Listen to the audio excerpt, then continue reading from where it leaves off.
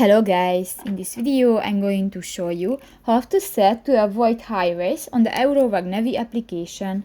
But first of all, I just want to mention, please don't forget to subscribe to our channel, because at 100,000 subscribers we are going to show you our YouTube revenue statistics and growth strategy, how to make money online.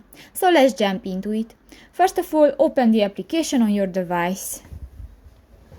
Click to the profile icon at the upper right corner of the screen, and here you can find the settings button.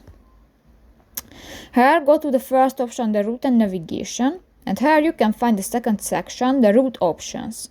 New you can select the avoid highways, and if you want to enable this function, just click to the next gray circle, and if it turns blue, this function will be enabled. So that's pretty much it for this video guys. See you in the next one. Bye bye.